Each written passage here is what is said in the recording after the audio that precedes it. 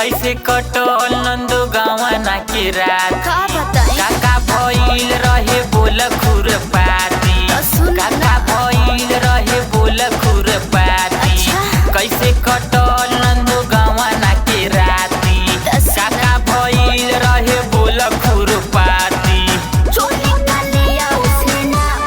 उठा के दिया जब रे भौजी बड़ा तो खेला करे होइया रे भौजी बड़ा तो खेला करे होइया रे भौजी बड़ा तो खेला करे होइया रे भौजी बड़ा तो खेला करे होइया।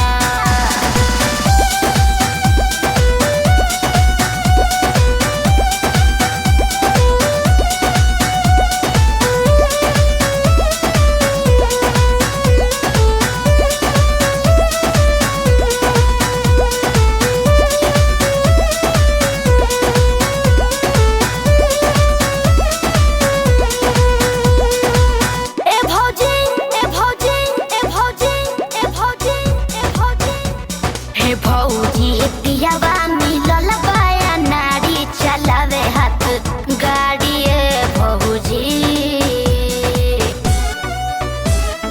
ए हो ए भौजी पियावा मिलल बाया नारी चलावे हाथ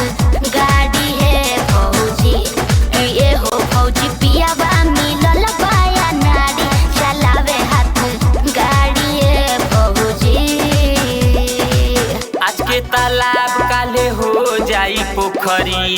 कुटेला धान देखी खाली बा उखरी आज के तालाब काले हो जाई पोखरी कुटेला धान देखी खाली बा उखरी जाड़ा में उठे जैसे भाप उठा के दिया चाप रे भौजी बड़ा तो खेला करे होइया रे भौजी बड़ा तो खेला करे होइया रे भौजी बड़ा तो खेला करे होइया रे भौजी बड़ा तो खेला करे होइया।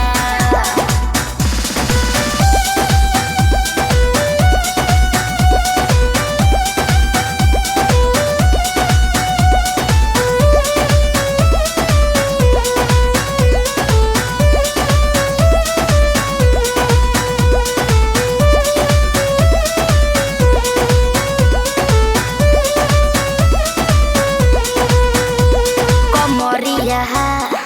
कमरिया कमरिया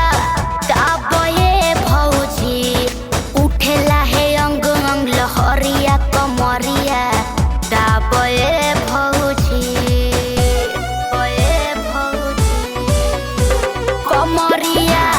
दाबे भौजी कमरिया दाबे भौजी उठेला हे अंग अंग लहरिया कमरिया दाबे भौजी। पियावा सती सावा के जाके समझाई